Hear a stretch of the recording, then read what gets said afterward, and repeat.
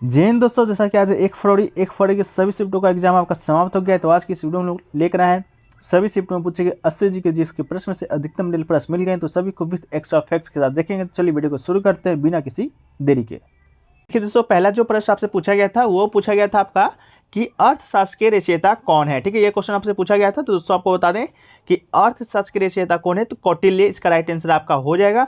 तो कौटिल्य इसका right answer आपका हो जाएगा। इसके अलावा कौटिल्य की बात करेंगे तो कौटिल्य का दूसरा नाम आपका विष्णुगुप्त है। इनके अलावा इनको चाणक्य कौटिल्य भी कहा जाता है। ये आपके जो चंद्रगुप्त मौर्य थे उन्हीं को शिक्षा दीक्षा प्रदान किए थे और मौर्य समाज का स्थापना करने में चंद्रगुप्त मौर्य का बहुत ही सहायता किए थे। और चंद्रगुप्त मौर्य का प्रधानमंत्री भी दोस्तों आपका कौन थे, तो चाणक्य कौटिल्य ही थे।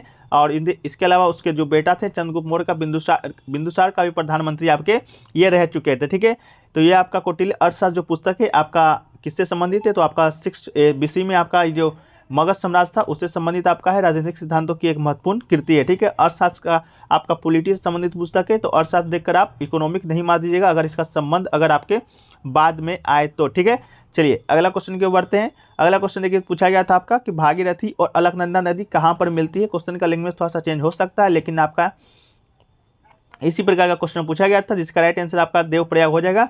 शायद आपका दिया गया था कि डैश और या अलकनंदा नदी देवप्रयाग में मिलती है, तो इसका राइट आंसर भागीरथी हो जाएगा। या भागीरथी और डैश नदी देवप्रयाग में मिलती है, तो इसका राइट आंसर आपका अलकनंदा हो जाएगा। तो देवप्रयाग ओवरऑल आपका इसका राइट आंसर हो जाएगा। देवप्रयाग पंचप्रयाग की सूची में से एक है जहां अलकनंदा और भागीरथी की पवित्र धाराएं मिलती है और उसके बाद नदी को गंगा कहा जाता है। देवप्रयाग के प्रमुख स्थलों में से एक रघुनाथ जी का भी पवित्र मंदिर है।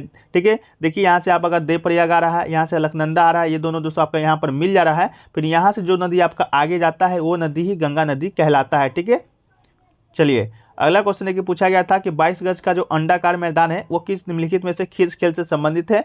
तो इसका राइट आंसर दोस्तों आपका क्या हो जाएगा, क्रिकेट हो जाएगा। ठीक है, क्रिकेट से रिलेटेड दो आपका और शब्दावली है, बल्ला है, गेंद है। और क्रिकेट में कुल कितने खिलाड़ी होते हैं, तो 11 खिलाड़ी दोस्तों आपका एक टीम में होता है।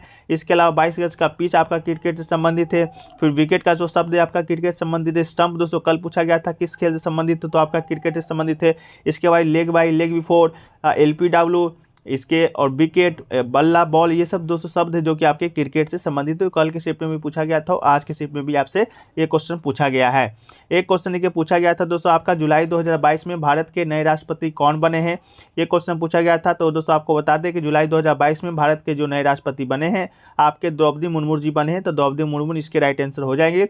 द्रौपदी मुर्मू दोस्तों 25 जुलाई 2022 को राष्ट्रपति का पदभार ग्रहण किया था। ये क्वेश्चन कल ही के PDF में आया है। PDF को टेलीग्राम पे भेज दिया जाता है, वहां से जाकर आप देख भी सकते हैं क्वेश्चन आपका था या नहीं था। इसके बाद द्रौपदी मुर्मू की बात करें तो भारत की पहली महिला आदिवासी प्रधानमंत्री है। ठीक है, पहली महिला आदिवासी प्रधानमंत्री। द्वितीय महिला, पहले महिला आपका राष्ट्रपति प्रतिभा पाटिल बन चुकी हैं, ये द्वितीय महिला, लेकिन पहली आदिवासी महिला पूछेंगे तो आपका द्रौपदी मुर्मू हो जाएगा, जो कि कल के क्वेश्चन में भी आया था।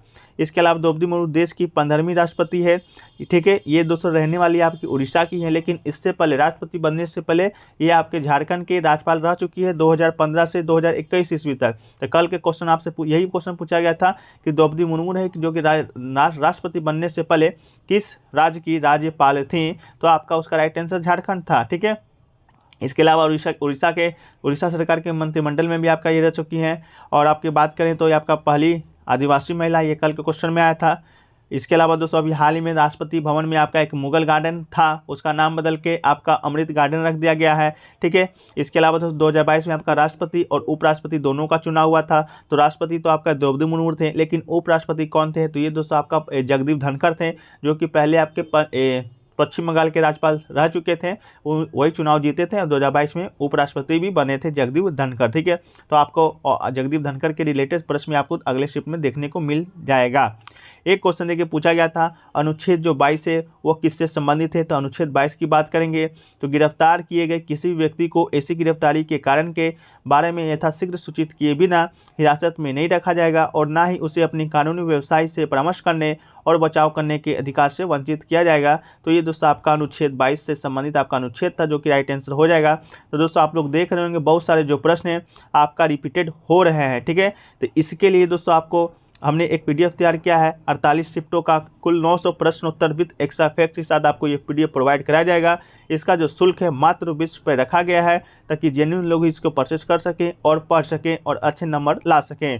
तो इसको खरीदने के लिए आपको दिए गए व्हाट्सएप नंबर पर संपर्क करना है। शुल्क मात्र 20 रुपये रखा गया है। इसके साथ ही साथ डेली जीके जीएस का क्यूज होता है, इसको भी आप अगर ज्वाइन करना चाहते हैं जब तक आपका एग्जाम होगा तो इसका भी शुल्क मात्र 20 रुपये रखा गया है। अगर दोनों आप लेते हैं तो 30 रुपये में आपको दोनों प्रोवाइड करवाया जाएगा। तो अगर सारा जानकारी आपको चाहिए तो व्हाट्सएप नंबर पर संपर्क कीजिएगा, वहीं पर सारा जानकारी है जो आपको प्रोवाइड करवा दिया जाएगा। ठीक है, एक क्वेश्चन देखिए दोस्तों पूछा गया था, देखिए ये क्वेश्चन पूछा गया था भारत के नए सीडीएस के बारे में पूछा गया था या थल सेना अध्यक्ष के बारे में पूछा गया था। ये प्रश्न का क्लियर फ्रेंड्स आप लोग कर दीजिएगा। तो आज के इस प्रश्न में हमने दोनों को डिस्कस करना है। तो आप पहले डिस्कस कर लेते हैं भारत के थल सेना अध्यक्ष का, मतलब कि चीफ ऑफ आर्मी स्टाफ। ठीक है, तो आपको बता दें चीफ ऑफ आर्मी स्टाफ का, तो इस पद को दोस्तों ग्रहण किए हैं आपके जनरल मनोज मुकुंद नरवणे। ठीक है, तो इसका राइट आंसर आपका जनरल मनोज मुकुंद नरवणे हो जाएगा अगर चीफ ऑफ आर्मी स्टाफ पूछा होगा तब। ठीक है, ये आपके थल सेना के प्रमुख हैं।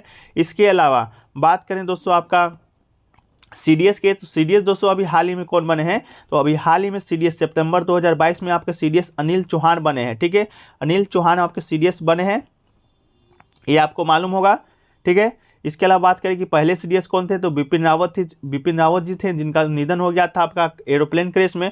उसके बाद से आपका इन्हीं को आपको बनाया गया था नए सीडीएस ग्रुप में। तो नए सीडीएस पूछा गया था या थल सेना अध्यक्ष पूछा गया था, आप लोग कमेंट सेक्शन में जरूर बता दीजिएगा। इसके अलावा दोस्तों आपका मालूम होगा तीनों सेना के अध्यक्ष के बारे में, तो पहला सेना तो आपका मनोज मुकुंद नरवणे जो थल सेना के प्रमुख हैं।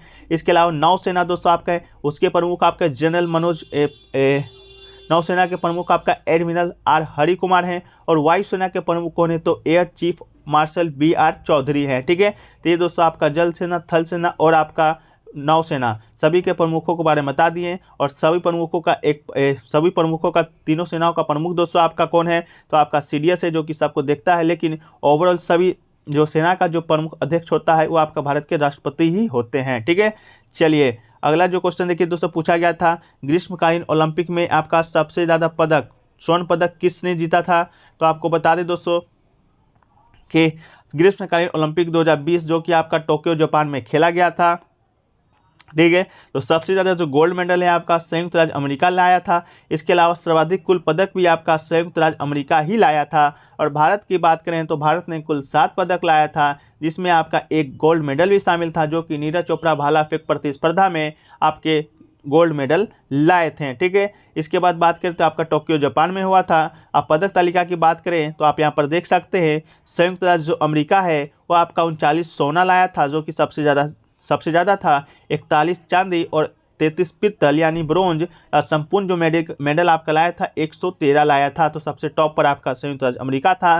चीन की बात करें तो सेकेंड स्थान पर था, 38 गोल्ड 32 सिल्वर और 39 ब्रोंज और कुल मिलाकर 89 आपका पदक लाया था। तीसरा स्थान पे आपका जापान था जो कि 58 पदक के साथ आपका तीसरा पे था। इसके अलावा ग्रेट ब्रिटेन था चौथा पे और पांचवा पे आपका रूस था। ठीक है, तो ये दोस्तों आपका था। भारत का स्थान की बात करेंगे तो भारत का स्थान ओवरऑल आपका 48 था कुल 7 पदकों के साथ। ठीक है, चलिए इसके अलावा दोस्तों आपका कुछ लोग कह रहे थे पैरा ओलंपिक के बारे में ही कह रहे थे, हालांकि ये प्रश्न आपका शायद नहीं आया होगा, ओलंपिक ही आया होगा। तो पैरा ओलंपिक के बारे में बता देते हैं कि टोक्यो पैरा ओलंपिक में चीन 207 मेडल के साथ शीर्ष स्थान पे था और सबसे ज़्यादा स्वर्ण पदक भी आपका पैरा ओलंपिक में चीन ही लाया था। चीन के बाद ब्रिटेन आपका 124 मेडल के साथ दूसरे स्थान पे था। तो पैरा ओलंपिक आया होगा तो आपका वो राइट आंसर हो जाएगा। इसके अलावा पैरा ओलंपिक की बात करें भारत का, तो भारत 19 पदक अपने अभियान में जीता था, जिसमें 5 स्वर्ण 8 रजत और 6 कांस्य पदक शामिल था। भारत इस पदक में आपका 20वां स्थान पे रहा था। ठीक है, तो चलिए अगर आया होगा तो ठीक है। इसके अलावा पैरा ओलंपिक 2022 की बात करेंगे 20 का, तो आपका भाला फेंक जो टेक चंद है जापान के टोक्यो में 16वें पैरा ओलंपिक खेल का उद्घाटन 16वें भारतीय दल का नेतृत्व किया था। तो आप लोग एक बार क्लियरफाई कर दीजिएगा पैरा ओलंपिक आया था या ओलंपिक आया था। एक क्वेश्चन देखिए आया था चूना पत्थर, संगमरमर या ट्रेवर्टाइन एक रूप क्या है। तो इसका राइट आंसर आपका कैल्शियम कार्बोनेट हो जाएगा।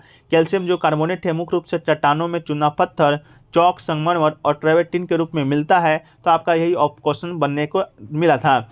इसके अलावा कैल्शियम कार्बोनेट की बात करेंगे तो ये एक आपका रासायनिक यौगिक है जिसका रासायनिक सूत्र आपका CaCO3 होता है। ये संसार के सभी भागों की शैली में पाए जाने वाला आम पदार्थ है। समुद्री जंतुओं के कवचों का एक प्रमुख अवयव है। यह कृषि चूने का सक्रिय घटक है। ठीक है, तो आपका यही कैल्शियम कार्बोनेट है जो कि इसका राइट आंसर आपका हो जाएगा। इसके अलावा चिकित्सा के क्षेत्र में ये कैल्शियम की कमी को दूर करने के लिए अम्लरोधी के रूप में भी कार्य करता है। एक क्वेश्चन देखिए पूछा गया था आपका, निम्नलिखित में से कौन अप्रत्यक्ष कर है। आपके 4 ऑप्शन दिए गए थे, तो अप्रत्यक्ष कर के बारे में बताएं दोस्तों आपका। तो अप्रत्यक्ष कर वह कर है जो कि सीधे जनता से ना लेकर अन्य साधनों के द्वारा लगाया जाता है। तो आपको मालूम होगा जो जीएसटी है वो डायरेक्ट आपसे नहीं लिया जाता है। अगर आप कोई सामान खरीदने जाते होंगे तो उस पर आपको जीएसटी लिया जाता है, जैसे आपका 18% जीएसटी, 10% जीएसटी, इस प्रकार का जो जीएसटी है कर है जो कि आपका लिया जाता है। तो अप्रत्यक्ष कर वो कर होता है जिसे आपसे ना लेकर वो अन्य साधनों के द्वारा लिया जाता है, जैसे आपका बिक्री कर हो गया, सेवा कर हो गया, एक्साइज ड्यूटी हो गया। तो इसमें आपका सेवा कर बिल्कुल राइट आंसर था, good and service tax. GST की बात करेंगे तो ये आपका भारत में लागू कब हुआ था, 1 जुलाई 2017 को वित्त मंत्री अरुण जेटली के द्वारा लागू किया गया था। ठीक है, जीएसटी का फुल फॉर्म को बता दिए, गुड एंड सर्विस टैक्स आपका इसका राइट आंसर हो जाएगा। ठीक है, एक क्वेश्चन देखिए दोस्तों आपका और देखने को मिला था आपका, एक क्वेश्चन और देखने को मिला था। देखिए द्रौपदी मुर्मू के बारे में हमने, ये कल का ही पीडीएफ है, आपको बताया था कि देश की 15वीं राष्ट्रपति कौन बनी है, तो द्रौपदी मुर्मू था। ये आपका कल का पीडीएफ है। इसके अलावा बात करें दोस्तों आपका आया था खेल मंत्री वर्तमान में कौन है, तो खेल मंत्री या सूचना एवं प्रसारण मंत्री, ये दोनों जो मंत्रालय है दोस्तों ये आपका अनुराग ठाकुर के पास है। ठीक है, तो अनुराग ठाकुर इसका राइट आंसर हो जाएगा। अनुराग ठाकुर को किरण रिजिजू की जगह भारत का नया खेल मंत्री बनाया गया है। ठीक है, तो अनुराग ठाकुर इसका राइट आंसर आपका हो जाना चाहिए। इसके अलावा दोस्तों आपको बता दें तो एक लिटमस पेपर से आपका कोई प्रश्न देखने को मिला था कि लिटमस पेपर को लाल करने से क्या होता है। तो दोस्तों आपको बता दें कि लिटमस अम्ल की उपस्थिति में नीला जो लिटमस होता है लाल रंग का हो जाता है। तो ये आपसे पूछा गया था नीला लिटमस लाल कब हो जाता है, तो अम्ल की उपस्थिति में हो जाता है। वह पदार्थ यदि क्षार उपस्थित हो तो लाल लिटमस को नीले रंग में बदल देता है। तो इस प्रकार का कोई प्रश्न है जो कि आपको देखने को मिला था। ठीक है, एक क्वेश्चन दोस्तों आपका ये देखने को मिला था इकोनॉमिक्स से, क्वेश्चन तो आपका नए सही ढंग से लैंग्वेज नहीं मिल पाया है, लेकिन पूछा गया था कि कोई कंपनी है, अगर उसमें दोस्तों आपका 7 या 8 लोगों का कमी है और आपका 10 लोगों को काम दे रहा है तो किस प्रकार का बेरोजगारी है, इस प्रकार का ऑप्शन में आया था। तो स्टूडेंट आपका एक संरचनात्मक बेरोजगारी बता रहे थे, तो इसको देख लेते हैं। तो संरचनात्मक बेरोजगारी तब प्रकट होती है जब बाजार में दीर्घकालिक स्थिति में बदलाव आता है। उदाहरण के लिए भारत में स्कूटर का उत्पादन बंद हो गया और कार का उत्पादन बढ़ रहा है। इस नए विकास के कारण स्कूटर के उत्पादन में लगे मिस्त्री बेरोजगार हो गए हैं, कार बनाने वाले मिस्त्री की मांग बढ़ गई है। तो इस प्रकार की जो बेरोजगारी है देश की आर्थिक संरचना में परिवर्तन का कारण पैदा करता है। तो इकोनॉमिक्स से क्या क्वेश्चन आया था आप लोग जरूर कमेंट सेक्शन में है जो कि क्लियर कर दीजिएगा।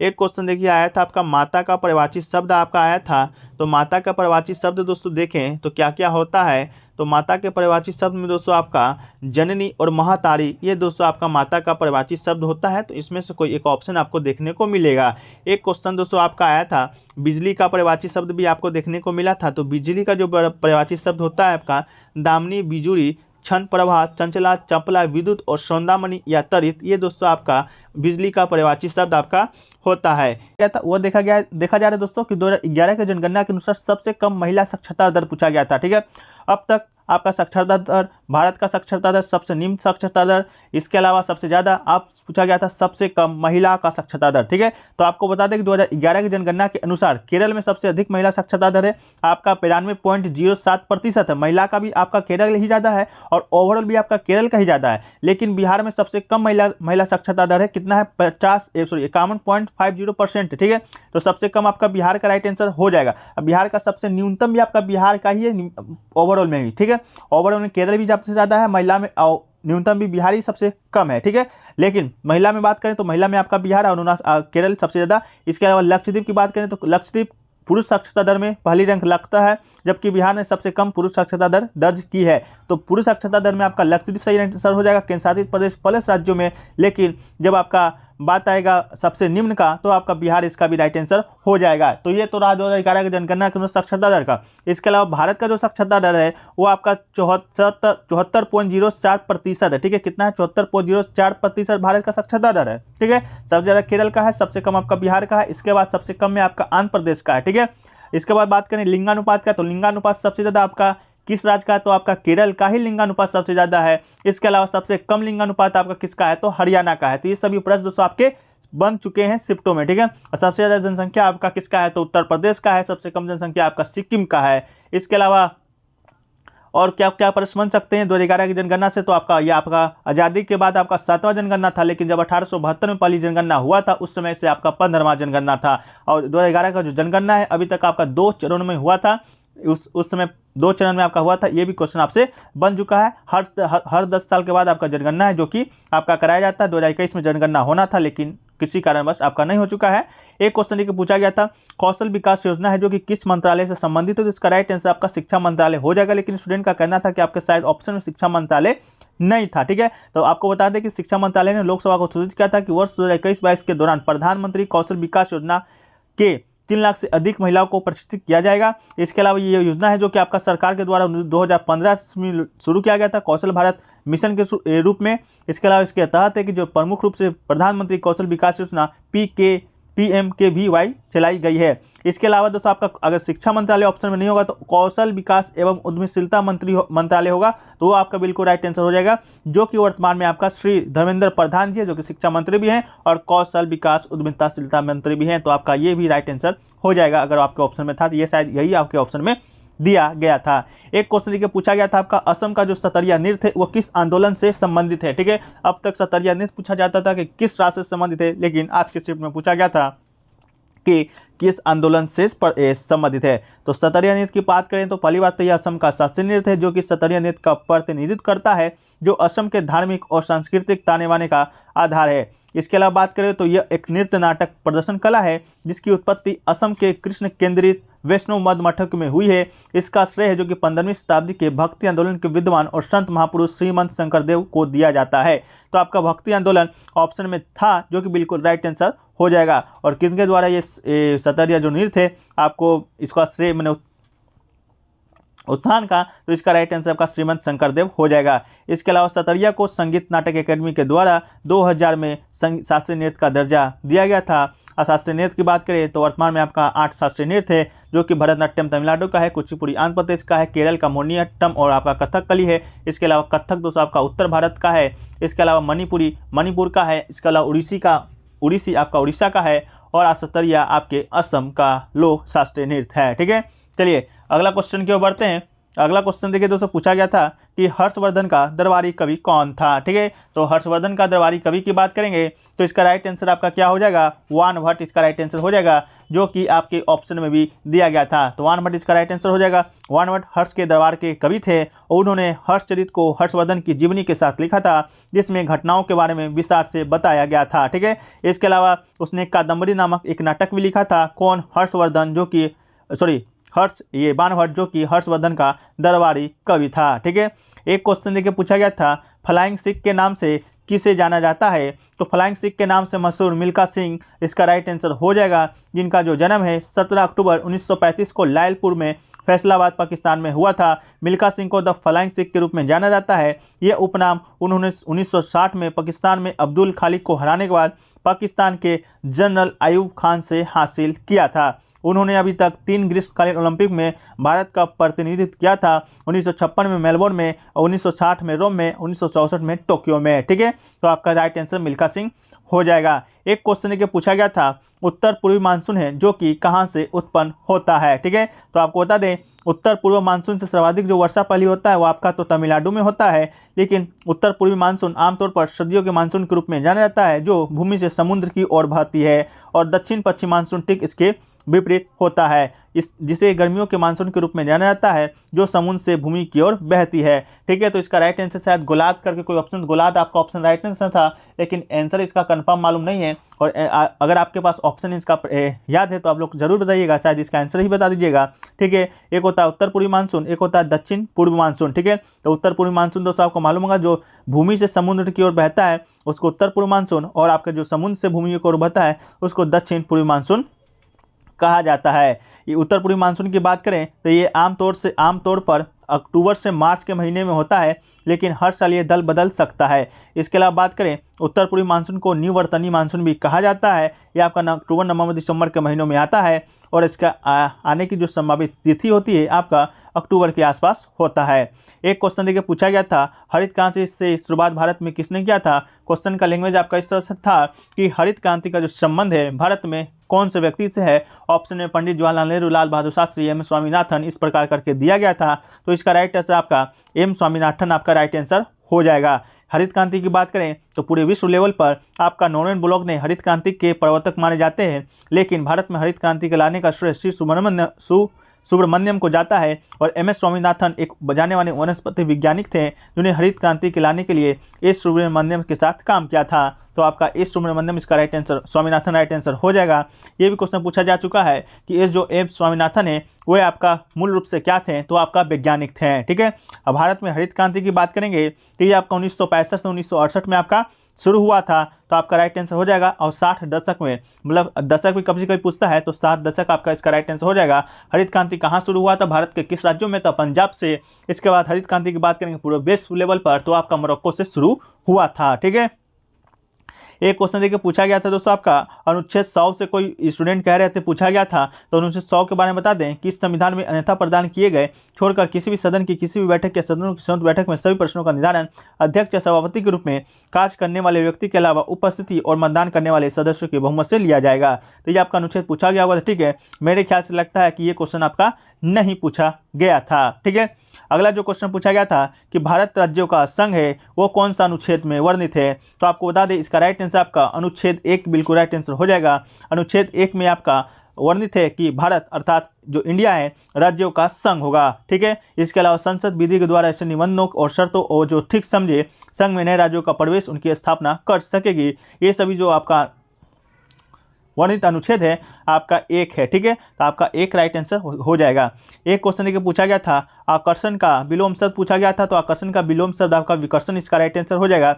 एक कोई देखिए आपका 12 साल के बाद कोई मेला से संबंधित प्रश्न आया था, मेला का नाम तो स्टूडेंट याद नहीं कर पाए हैं। वो पूछा गया था कौन से धर्म से संबंधित है, आपका हिंदू, जैन, बौद्ध, इस प्रकार करके दिया गया था। तो अगर आपको मेला का नाम याद है तो जरूर कमेंट सेक्शन में बताइएगा। लेकिन आपको बता दें कि 12 साल के बाद जो आपका हरिद्वार में कुंभ मेला लगता है वो दोस्तों आपका हिंदू धर्म से संबंधित है। तो मेरे ख्याल से आपका कुंभ मेला का ही कोई आपका पटना का नाम दिया गया होगा, तो उसे आप लोग कॉमेंट सेक्शन में जरूर बता दीजिएगा। ठीक है, एक क्वेश्चन देखिए पूछा गया था, सदन चलाने के लिए कम से कम गण पूर्ति कितनी होनी चाहिए।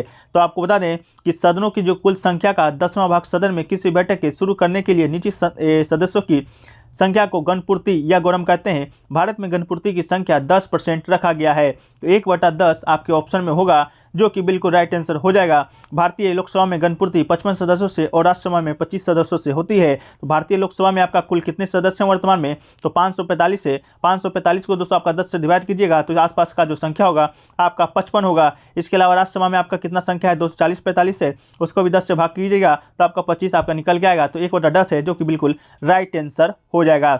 एक क्वेश्चन देखिए पूछा गया था आपका कि निम्नलिखित में से कौन सा जो रोग है वो आपका संक्रामक रोग है। तो पहले हम जान लेते हैं संक्रामक रोग का। तो संक्रामक रोग किन्हें कहते हैं, तो वो रोग जो किसी न किसी रोग जनित कारकों, रोगाणुओं जैसे प्रोटोजुआ, कवक, जीवाणु, वायरस इत्यादि के कारण होता है, उसे दोस्तों आपका संक्रामक रोग कहते हैं। संक्रामक रोग में एक शरीर से अन्य शरीर में फैलने की क्षमता होती है, जिस पर जैसे आपका मलेरिया हो गया, टाइफाइड हो गया, चेचक हो गया, इन्फ्लुएंजा हो गया इत्यादि संक्रामक रोग का उदाहरण है। हालांकि आपके ऑप्शन में बुखार भी दिया गया था, जो कि बुखार ही आपका राइट आंसर हो जाएगा। इसके अलावा बात करें संक्रामक रोग का, तो छोटी मिट्टी, चेच, हैजा, डेंगू, जो सुजा, hepatitis A, hepatitis B, hepatitis C, ये सभी जो रोग हैं आपके संक्रामक रोग ही हैं। एक क्वेश्चन देखिए पूछा गया था 1951 और 52 में महिला उद्यमी का परसेंटेज शायद पूछा गया था। ठीक है, तो ये क्वेश्चन आपका क्लियर नहीं है। अगर आपके पास क्वेश्चन क्लियर है, आप लोग एग्जाम देकर आ रहे हैं, तो कमेंट सेक्शन में जरूर बताने का प्रयास कीजिएगा। ये पूछा गया था आपका कि 2022 में खादी ग्राम उद्योग से कुछ संबंधित आपका प्रश्न आया था कि किसने चलाया था। तो दोस्तों आपको बता दें कि 3 अक्टूबर 2022 को केंद्रीय एमएसएमई मंत्री श्री नारायण राणे ने मुंबई में खादी उत्सव 2022 का प्रदर्शनी का उद्घाटन किया था। तो अगर ये होगा तो इसका राइट आंसर आपका नारायण राणे हो जाएगा, जो कि केंद्रीय मंत्री हैं, एमएसएमई मंत्री हैं। ठीक है, तो अगर आपका ये राइट आंसर होगा तो ठीक है। तो ये है कि बिहू जो नृत्य है वो किस राज्य का है, तो इसका सही उत्तर दोस्तों आपका आसाम हो जाएगा। आसाम में दोस्तों आपका बिहू नृत्य बनाया जाता है। बहुत ईजी प्रश्न था। बिहू नृत्य असमिया संस्कृति का महत्वपूर्ण हिस्सा है, जो कि बिहू त्यौहार से संबंधित है। बिहू में दोस्तों आपका बता दें असम में 3 बार मनाया जाता है। पहला तो आपका अप्रैल में, दूसरा आपका जनवरी में, तीसरा आपका अक्टूबर के अंतिम सप्ताह में। काटी बिहू, ये बिहू, वो बिहू, 3 बिहू आपका मूल रूप से मनाया जाता है। पहला आपका अप्रैल, दूसरा जनवरी, तीसरा आपका अक्टूबर में। ठीक है, तो इसका सही उत्तर दोस्तों आपका असम हो जाएगा। ठीक है, चलिए अगला क्वेश्चन को बढ़ते हैं। अगला क्वेश्चन देखिए पूछा गया दोस्तों आपका कि भारत में सेकेंड एशियन गेम्स कब हुआ था। ठीक है, तो दोस्तों आपको बता दें भारत में पूछा गया था, तो आपको बता दें कि भारत ने अब तक 2 बार अर्थात 1951, 1982 में एशियाई खेलों का मेजबानी किया है। तो आपका इस सवाल का आंसर आपका 1982 था, लेकिन जिनका आगे आने वाले शिफ्ट में एग्जाम में उनको एशियन गेम्स हम बता देते हैं। तो आपका पहली बार 1951 में, दूसरी बार आपका 1982 में मेजबानी किया था भारत ने। इसके अलावा दोस्तों बता दें कि एशियाई खेल को एशियाड के नाम से भी जाना जाता है। ठीक है, इसके अलावा बता दें कि यह संपूर्ण एशिया के एथलीटों के बीच प्रत्येक 4 वर्षों में आयोजित एक महाद्वीपीय बहु खेल कार्यक्रम है। इसमें दोस्तों सिर्फ एशिया के जितने भी देश होते हैं वही पार्टिसिपेट लेते हैं। इसके अलावा खेलों का जो आयोजन है एशियाई ओलंपिक परिषद OCA के द्वारा किया जाता है। इसके बाद बताएं आपका पहला जो एशियाई खेल है आपका 1951 में आयोजित हुआ था। ठीक है, पहला एशियाई खेल भारत में 1951 में आयोजित हुआ था 11 मार्च को। वो भी कहाँ, तो दिल्ली में। इसके अलावा दूसरा जो एशियाई खेल है जो एशियाई 2 के नाम से जाना जाता है वो आपका फिलीपींस की राजधानी मनीला में आयोजित हुआ था। वो आपका 1954 के बीच। ठीक है, तो देखिए पहला आपका भारत में ही आयोजित होता, पूरा एशियाई खेल का पहला एशियाई खेल आपका भारत में ही हुआ था 1951 में। इसके बाद दूसरा ओवरऑल आपका मनीला में फिलीपींस में हुआ था, लेकिन भारत में दूसरी बार का इस बार शिफ्ट में पूछा गया था। उसका राइट आंसर आपका 1982 हो जाएगा। ठीक है, चलिए अगले क्वेश्चन को बढ़ते हैं। तो अगला क्वेश्चन देखिए पूछा गया था 10वीं पंचवर्षीय योजना कब से कब तक था। तो बहुत सारे जो प्रश्न आपका कुछ प्रश्न नए देखने को मिले हैं, लेकिन हालांकि आपका 10 से 12 जो प्रश्न आपका रिपीटेड आ रहे हैं या तो उनसे जुड़े फैक्ट से ही आ रहे हैं। तो दोस्तों इसके लिए हमने आपके लिए एक PDF को तैयार किया है जो कि दोस्तों अब तक के 48 शिफ्टों में पूछे गए 900 प्रश्नों का उत्तर है विद एक्स्ट्रा फैक्ट्स के साथ। इसको पढ़ लेते हैं तो हमारा आशा है कि आपको GK GS में कोई परेशानी नहीं होगा। इस PDF का जो प्राइस है मात्र 20 पे रखा गया है, बहुत ही न्यूनतम रखा गया है ताकि सारे लोग खरीद सकें। ठीक है, इसके अलावा बता देते इस शिफ्ट में आपका 900 प्रश्नोत्तर आपका 10 जनवरी से 31 जनवरी के बीच जितने भी पूछे गए GK GS करंट साइंस के उन सभी प्रश्नों को शामिल किया गया है। इसके अलावा डेली GK GS का क्विज भी ज्वाइन करना चाहते हैं तो इसका भी शुल्क आपका 20 रुपये है। अगर आप दोनों ज्वाइन करना चाहते हैं तो 30 रुपये में आप ज्वाइन कर सकते हैं। ठीक है, तो जो लोग भी अभी आप आने वाले शिफ्टों में एग्जाम होना बाकी है आप PDF को जरूर पढ़ लीजिए, क्योंकि बहुत सारे जो स्टूडेंट हैं उनका रिस्पांस अभी अच्छा आ रहा है। तो चलिए वीडियो को आगे बढ़ाते हैं। इसका ज़्यादा जानकारी आपको WhatsApp पे मिल जाएगा, लिंक WhatsApp नंबर सामने दिख रहा होगा। ठीक है, देखिए एक क्वेश्चन आपको पहले बता दिए 10वीं पंचवर्षीय योजना, तो आपका ये चला था 2002 से 2007 ईस्वी तक चला था। इसका राइट आंसर हो जाएगा। इसके अलावा इसके अध्यक्ष हैं जो कि अटल बिहारी वाजपेयी थे, और इस योजना का जो विकास लक्ष्य रखा गया था वो आपका 8.1% रखा गया था, लेकिन वास्तविक जो आपका लक्ष्य प्राप्ति हुआ था वो आपका 7.7% ही प्राप्त हो पाया था। इसके अलावा 10वीं पंचवर्षीय योजना के बाद आपका 11वीं पंचवर्षीय योजना भी चला था जो कि 2007 में आपका खत्म हुआ था। वो आपका शुरू हुआ था 2007 से 2012, और 2012 में आपका फिर से आपका 12वीं पंचवर्षीय योजना शुरू हुआ था जो कि 2012 से 2017 तक चला था। और भारत का अंतिम जो पंचवर्षीय योजना है वो आपका 12वीं पंचवर्षीय योजना ही था। इसके अलावा भारत का प्रथम पंचवर्षीय योजना का शुरुआत आपका 1951 ईस्वी में हुआ था जो कि आपका 1956 तक चला था। इसके अलावा द्वितीय जो पंचवर्षीय योजना है 56 से 61 तक आपका चला था। तृतीय आपका 61 से 66 तक चला था। ठीक है, तो चलिए अगला क्वेश्चन की ओर बढ़ते हैं। अगला क्वेश्चन पूछा गया था हरित क्रांति में किस फसल का उत्पादन पर सबसे ज़्यादा जोर दिया गया था। तो आपका बिहू नृत्य 10वीं पंचवर्षीय योजना ये आपका हरित क्रांति सभी PDF में आपको मिल जाएगा। फ्री PDF भी आपको प्रोवाइड कराया जाता है इस वीडियो का, जो कि टेलीग्राम पे मिल जाता है। टेलीग्राम चैनल से जुड़ जाइएगा। तो बता दें हरित क्रांति के बारे में, तो हरित क्रांति का संबंध है जो कि खाद्यान्न फसलों के उत्पादन से था। इसका जो मुख्य प्रभाव है आपका गेहूं पर पड़ा था। तो हरित क्रांति के फलस्वरूप गेहूं के उत्पादन में सर्वाधिक वृद्धि परिलक्षित हुआ था। तो आपका गेहूं बिल्कुल राइट आंसर हो जाएगा। बात करें हरित क्रांति का तो आपका 1960 के दशक में आपका हरित क्रांति शुरू हुआ था। इसके अलावा हरित क्रांति के जो जनक माने जाते हैं पूरे वर्ल्ड लेवल पे आपके नॉर्मन बोरलॉग जाने जाते हैं जो कि अमेरिका के निवासी हैं। हरित क्रांति का शुरुआत आपका मोरक्को देश से हुआ था। अब भारत के संदर्भ में बात करेंगे तो भारत में हरित क्रांति के जनक MS स्वामीनाथन जी जाने जाते हैं जो कि आपका मूल रूप से आपका वैज्ञानिक थे।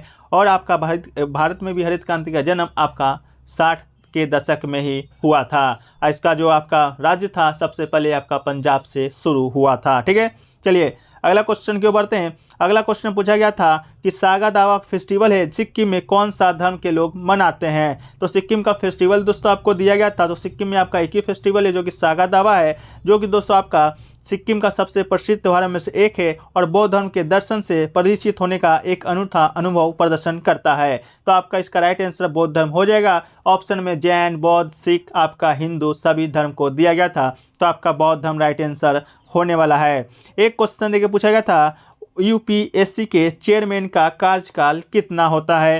ये क्वेश्चन आपसे पूछा गया था। तो आपको बता दें यूपीएससी का अध्यक्ष का जो कार्यकाल होता है 6 वर्ष की अवधि, या जब तक वो 65 वर्ष की आयु प्राप्त नहीं कर लेता है तब तक कोई अपने पद पर बना रह सकता है, जो भी पहले हो जाए। लेकिन देखिए इसका जो तात्पर्य आपका 6 वर्ष और 65 वर्ष दोनों आपके ऑप्शन में दिया गया था।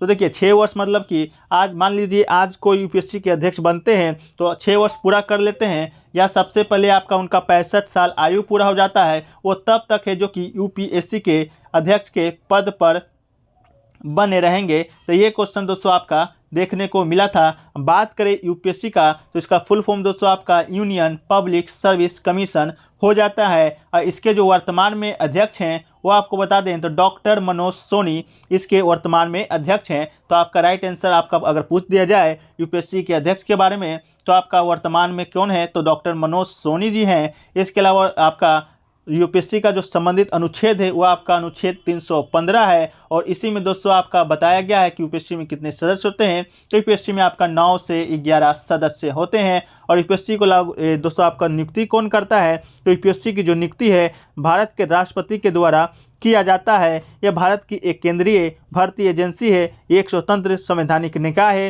यूपीएससी की संरचना, नियुक्ति, शक्ति और कार्यकाल अनुच्छेद 15 से अनुच्छेद 23 में उल्लेखित है। इसके अलावा बात करें एसपीएससी का, ये तो यूपीएससी दोस्तों आपका केंद्र लेवल का हो गया, लेकिन एसपीएससी जो कि राज्य सेवा आयोग होता है इसका फुल फॉर्म, इसका अध्यक्ष का भी कार्यकाल आपका 6 वर्ष, तब तक वो 62 वर्ष पूरा प्राप्त नहीं कर लेता है। तो एसपीएससी का आपका 662 है, यूपीएससी का आपका 665 है। ठीक है, चलिए अगला क्वेश्चन की ओर बढ़ते हैं। अगला क्वेश्चन देखिए दोस्तों पूछा गया था आपका कि टीकाकरण अभियान मिशन इंद्रधनुष के अंतिम चरण में कितने साल के बच्चों के लिए था। ठीक है, ये प्रश्न आपसे पूछा गया था। तो दोस्तों ये प्रश्न आपका पूरा लैंग्वेज जो सही है आपका सही नहीं है, इस कारण इसका जो आंसर है मुझे प्राप्त नहीं हो सका है। ठीक है, तो अगर आप लोग को मालूम होगा, जो लोग भी एग्जाम देकर आ रहे हैं, तो आप लोग जरूर कमेंट सेक्शन में बताइएगा इसका जो आपका क्या सही लैंग्वेज क्वेश्चन का था, और इसका आंसर भी होगा मालूम तो आप जरूर बताने का प्रयास कीजिएगा। बात कर लेते हैं मिशन इंद्रधनुष के बारे में। तो ये दोस्तों आपका प्रधानमंत्री के द्वारा चलाया गया योजना आपका दीपिथिलिया, काली खांसी, टेटनेस, पोलियो, टीबी, क्षयरोग, खसरा, हेपेटाइटिस बी रोगों की पहचान के टीकाकरण के लिए किया गया था। ठीक है, इसके अलावा कौन सा मिशन इंद्रधनुष आपका आया था वो आप लोग कमेंट सेक्शन में है जो कि जरूर बता दीजिएगा। चलिए एक क्वेश्चन देखिए दोस्तों आपसे पूछा गया था जीएनपी का फुल फॉर्म, आपसे पूछा गया था कि जीएनपी का फुल फॉर्म क्या होगा। ठीक है, तो जीएनपी का फुल फॉर्म दोस्तों आपको बता दें तो ग्रोस नेशनल प्रोडक्ट इसका राइट आंसर आपका हो जाएगा। ग्रोस नेशनल प्रोडक्ट दोस्तों आपका इसका राइट आंसर आपका हो जाएगा। इसके अलावा बात करें सकल राष्ट्रीय उत्पाद। ठीक है, सकल राष्ट्रीय उत्पाद आपका इसका फुल फॉर्म होता है हिंदी में, अर्थात एक निश्चित अवधि के दौरान किसी देश या अन्य राज्य अवस्था के उत्पादन कारकों के उत्पादित सभी वस्तुएं और सेवाओं को कुल बाजार मूल्य से मूल्यह्रास घटने पर शुद्ध राष्ट्रीय उत्पाद प्राप्त होता है। इसके अलावा एनएनपी का फुल फॉर्म भी पूछ दिया जाए तो आपका नेट नेशनल प्रोडक्ट इसका राइट आंसर आपका हो जाएगा। एक क्वेश्चन देखिए दोस्तों आपका आईएफडीआई का वर्तमान कोई अध्यक्ष आपसे पूछा गया था, लेकिन स्टूडेंट मैंने 3-4 स्टूडेंट से बात किया, लेकिन इसका सही लैंग्वेज आप कोई भी स्टूडेंट बताने में जो कि आपका असमर्थ रहे हैं। ठीक है, तो आपका ये क्या आया था इसका आप लोग जरूर बताइएगा, जो लोग भी एग्जाम देकर निकले हैं या जो लोग भी एग्जाम देकर वीडियो को देख रहे हैं। ठीक है, कि कौन सा अध्यक्ष आपसे पूछा गया था। ठीक है, लेकिन इतना तो कन्फर्म है कि कोई दोस्तों आपका बैंक से ही रिलेटेड ये आपका पूछा गया था। ठीक है, अगला क्वेश्चन देखिए पूछा गया है दोस्तों आपका कि पीएम किसान सम्मान निधि योजना का जो उद्घाटन है वो दोस्तों आपका किसने और कब किया था। ठीक है, तो आपको बता दें पीएम किसान सम्मान निधि योजना, तो इसका तो उद्घाटन है आपका प्रधानमंत्री नरेंद्र मोदी जी के द्वारा 24 फरवरी 2019 को उत्तर प्रदेश के गोरखपुर जिले में पीएम किसान योजना की शुरुआत किया गया था। तो नरेंद्र मोदी 2019 इसका राइट आंसर आपका हो जाएगा। इस योजना के जो तहत है आपका सभी छोटे और सीमांत किसानों को रुपए की आय सहायता प्रदान की जाएगी और 3 किस्तों में 6,000 रुपये प्रति वर्ष जो सीधे उनके बैंक अकाउंट में जाएगा। एक क्वेश्चन देके पूछा गया था कि हर्षवर्धन और पुलकेशिन द्वितीय के जो बीच युद्ध है वो आपका किस नदी पर हुआ था। तो आपको बता दें इसका राइट आंसर तो आपका पहले लिख लीजिए, नर्मदा नदी इसका राइट आंसर हो जाएगा। चालुक्य राजा हर्षवर्धन और पुलकेशिन द्वितीय ने 618 ईस्वी में नर्मदा नदी के तट पर हर्षवर्धन को हरा दिया था। पुलकेशिन द्वितीय वातापी के चालुक्य वंश का राजा था जो कि 618 में नर्मदा नदी के तट पर हर्षवर्धन से युद्ध किया था। हर्षवर्धन कन्नौज से अपनी सेना लेकर आया था और इस युद्ध में पराजित हो गया था और इस युद्ध में उसके हाथियों को काफ़ी नुकसान हुआ था। एक क्वेश्चन देके पूछा गया था आपका मौलिक कर्तव्य से कि जब आह्वान किया जाए और देश की रक्षा करें और राष्ट्रीय कर्तव्य का प्रदान करें तो डैश अधिकार में निहित है। तो इसका राइट आंसर आपका मौलिक कर्तव्य हो जाता। आपको मालूम होगा वर्तमान में आपके मौलिक कर्तव्य की बात करें तो 11 है जो कि आपका 42वां संविधान संशोधन 1976 के माध्यम से आपको संविधान में जोड़ा गया था। जब जोड़ा गया था तो 10 था, लेकिन वर्तमान में आपका 11 है जो कि 2002 में 66वां संविधान संशोधन के तहत जोड़ा गया था। आपका मौलिक कर्तव्य आपका सरदार स्वर्ण सिंह समिति के सिफारिश पर जोड़ा गया है। तो अभी के इस वीडियो में हम लोग 11 मौलिक कर्तव्य को देखेंगे कि आपके कौन कौन से मौलिक कर्तव्य है, क्योंकि हर शिफ्ट में आपका यहाँ से एक प्रश्न आपका देखने को मिल रहा है कि ये डैश ये कौन सा अधिकार ये कौन सा निहित है, इस प्रकार का प्रश्न। तो पहला आपका है संविधान का पालन करते हुए राष्ट्रीय ध्वज और राष्ट्रगान का सम्मान करना, यह हमारा मौलिक कर्तव्य है। ये भी क्वेश्चन आपसे पूछा जा चुका है। अगला है स्वतंत्रता संग्राम के सिद्धांतों का पालन करना, ये भी मौलिक कर्तव्य है। इसके अलावा भारत की संपूर्णता और अखंडता की रक्षा करना, ये भी मौलिक कर्तव्य है। और आपका ये है कि जब आह्वान किया जाए देश की रक्षा करें और राष्ट्रीय कर्तव्य का प्रदान करें, तो यह अभी पूछा गया था। इसके अलावा भाईचारे की भावना, ये भी मौलिक कर्तव्य है। इसके अलावा मिश्रित संस्कृति को जीवित रखना, ये भी मौलिक कर्तव्य है। इसके अलावा प्राकृतिक पर्यावरण की रक्षा करना, वैज्ञानिक सोच को विकसित करना, ये भी पूछा जा चुका है। इसके अलावा सार्वजनिक संपत्ति को सुरक्षित रखना, उत्कृष्टता के लिए प्रयास करना और सभी माता पिता अभिभावकों की जिम्मेदारी है कि वो अपने 6 से 14 साल के बच्चों के लिए स्कूल भेजें, ये भी आपका मौलिक कर्तव्य है। यह आपका जो अंतिम जो मौलिक कर्तव्य देख रहे हैं वो आपका संविधान संशोधन 2002 के माध्यम से भारतीय संविधान में जोड़ा गया था। ठीक है।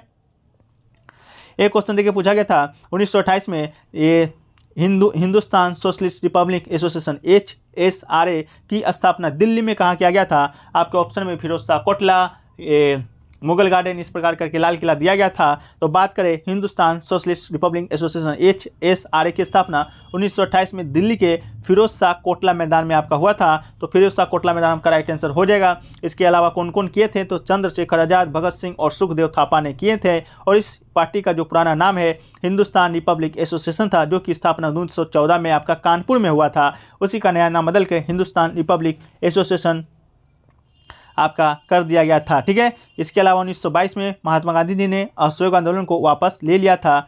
उसके बाद ही आपका हिंदुस्तान सोशलिस्ट एसोसिएशन और रिपब्लिक एसोसिएशन की स्थापना है जो कि किया गया था। तो है जो कि एक साल में 3 बार मनाया जाता है। तो आज के 4th शिफ्ट में भी पूछ दिया गया है कि बिहू असम में एक साल में कितनी बार मनाया जाता है। तो ये दोस्तों आपका 3 बार इसका राइट आंसर हो जाएगा। ये आपके 3rd शिफ्ट का वीडियो खोलिएगा तो आपको फर्स्ट क्वेश्चन में ही इसका आंसर आपको मिल जाएगा। तो वर्ष में 3 बार बिहू मनाया जाता है। पहला आपका कंगाली बिहू होता है, यह अश्विनी मास की संक्रांति के दिन मनाया जाता है। ठीक है।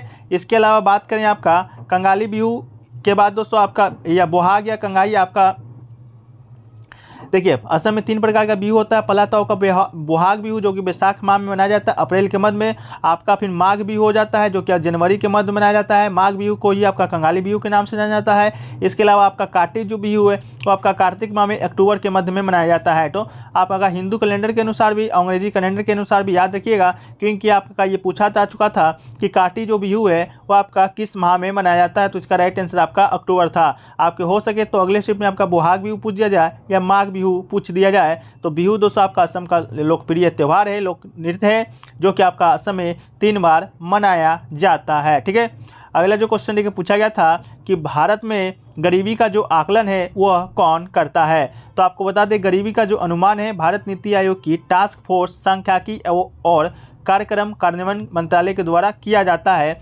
लेकिन दोस्तों आपको बताएं आपका कार्यालय पूछा था, ठीक है। तो इसके ये आपका राइट आंसर क्या हो जाएगा, तो के तहत राष्ट्रीय नमूना सर्वेक्षण कार्यालय, ठीक है। तो राष्ट्रीय नमूना सर्वेक्षण कार्यालय आपके ऑप्शन में भी दिया गया था, स्टूडेंट के द्वारा बताया गया है। उसी के द्वारा कैप्चर किए गए डेटा के आधार पर गरीबी रेखा की गणना के माध्यम से किया जाता है। तो इसका राइट आंसर आपका राष्ट्रीय नमूना सर्वेक्षण कार्यालय आपका हो जाएगा। ये आपका नीति आयोग का ही टास्क फोर्स है। तो दोस्तों आपको बता दें कि जो आपके अब जो शिफ्टों में आपके प्रश्न आ रहे हैं वो तो ज़्यादातर आपके रिपीटेड आ रहे हैं या तो उससे जुड़े एक्स्ट्रा फैक्ट से आ रहे हैं। तो इसके लिए दोस्तों आप लोग के लिए एक पीडीएफ जो तैयार किया गया है उसमें अब तक के पूछे गए 48 शिफ्टों का 900 प्रश्नोत्तर का विथ एक्स्ट्रा फैक्ट्स के साथ आपको ये पीडीएफ है जो तैयार किया गया है अब तक के 10 जनवरी से पूछे गए 31 जनवरी के सभी शिफ्टों का। जो इसका शुल्क है मात्र 20 रुपये रखा गया है। अगर आप इसे लेना चाहते हैं तो व्हाट्सएप नंबर पर संपर्क कीजिएगा।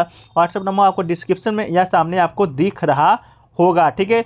इसके अलावा बात करें क्यूज के लिए तो क्यूज भी आप दे सकते हैं मात्र 20 रुपये में, लेकिन दोनों अलग अलग आपका चार्ज है, लेकिन दोनों एक साथ आप लीजिएगा तो आपको 30 रुपये में ही दोनों का एक्सेस है जो कि आपको मिल जाएगा, ठीक है। तो आपका जब तक एग्जाम चलेगा जब तक आपको पीडीएफ है जो कि प्रोवाइड कराया जाएगा, चाहे आपका 14 तारीख तक ही एग्जाम क्यों ना चले, ठीक है। तो चलिए वीडियो में आगे बढ़ते हैं, आप व्हाट्सएप पर संपर्क कर लीजिएगा।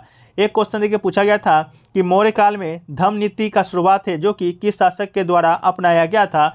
ऑप्शन में आपका बिंदुसार, चंद्रगुप्त मौर्य, इसके अलावा आपका अशोक भी दिया गया था। तो इसका राइट आंसर आपका अशोक हो जाएगा। कलिंग युद्ध के नरसंहार के बाद अशोक ने युद्ध नीति को त्याग कर धम्म की नीति अपनाया था, ठीक है। तो आपका राइट आंसर आपका धम्म का नीति अशोक आपका बिल्कुल राइट आंसर हो जाएगा, ठीक है। इसके अलावा कलिंग युद्ध की बात करें तो ये आपका 263 ईसा पूर्व में ये आपका उड़ीसा में आपका कलिंग एक जगह का नाम है, वहाँ के राजा महापद्मनंद के साथ आपका ये युद्ध है जो कि अशोक ने लड़ा था। और इस युद्ध में इतना नरसंहार हुआ था कि इसके बाद ही जो आपका अशोक का जो मन था वो आपका घृणा से युद्ध से घृणा हो गया था और युद्ध नीति की जगह धम्म की नीति अपना लिया था। इसके बाद एक स्टूडेंट का कहना था आपका शिलालेख से भी प्रश्न शायद आपको देखने को मिला था कि शिलालेख का सर्वप्रथम उपयोग किसने किया था, तो ये भी आपका अशोक ने ही किया था। और अशोक की गर्मी शिलालेख में ही धम्म नीति का वर्णन मिलता है, ठीक है।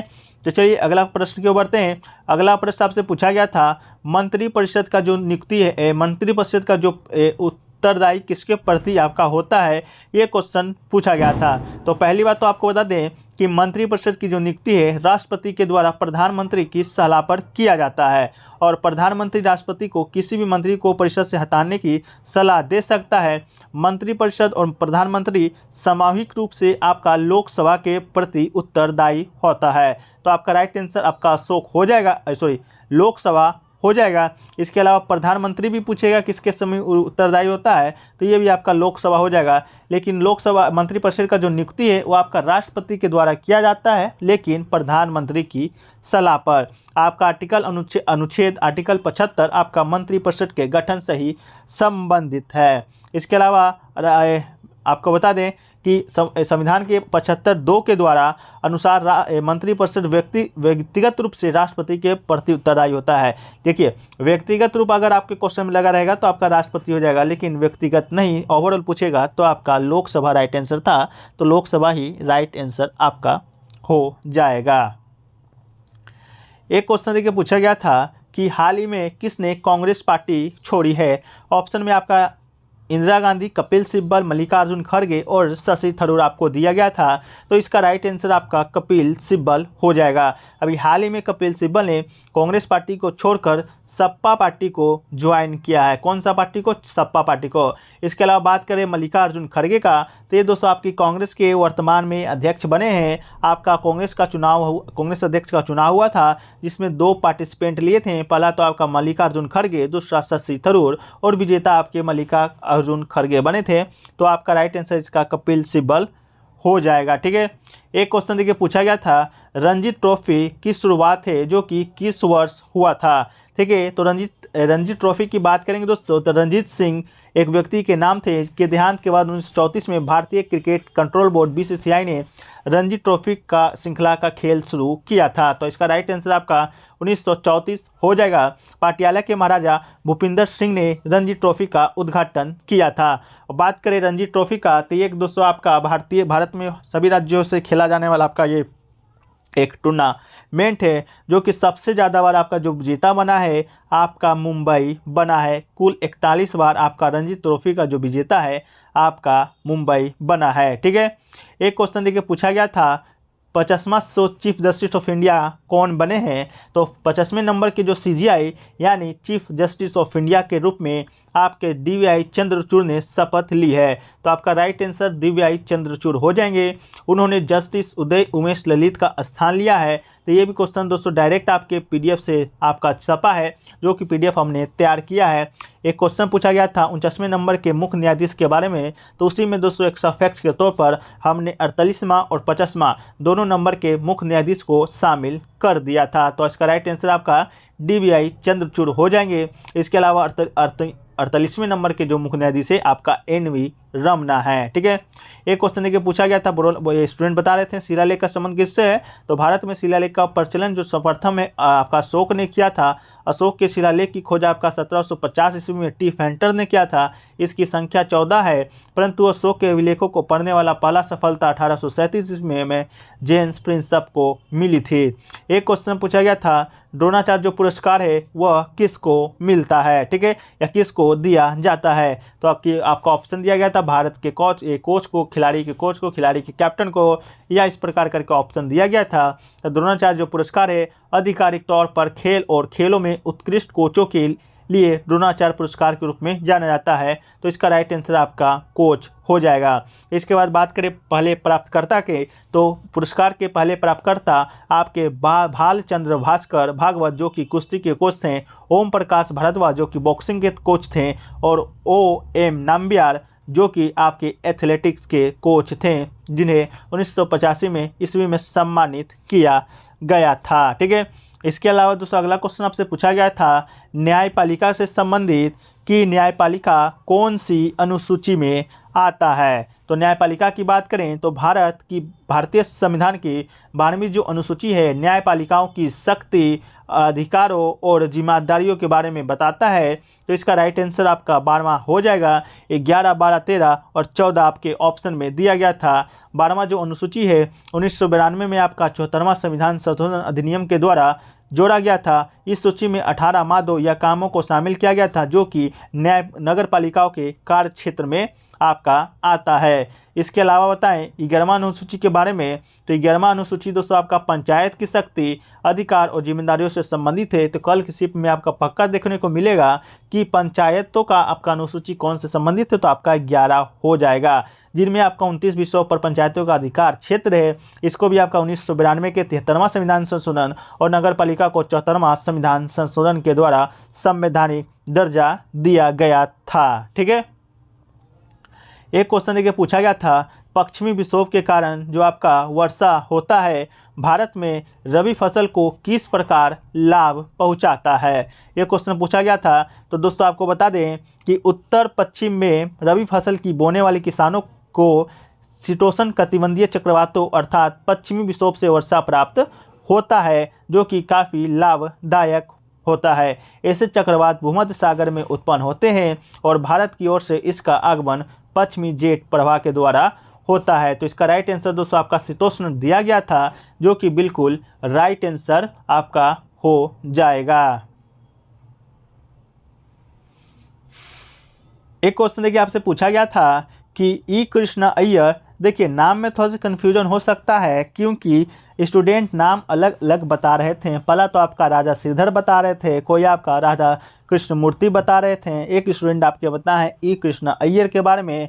तो ई कृष्णा अय्यर को आपका कोई पुरस्कार मिला था, जो कि दोस्तों आपका किस क्षेत्र में मिला था। तो ये आपको बता दें यह एक भारतीय वकील, स्वतंत्रता सेनानी और शास्त्रीय कलाकार एवं कार्यकर्ता रह चुके हैं।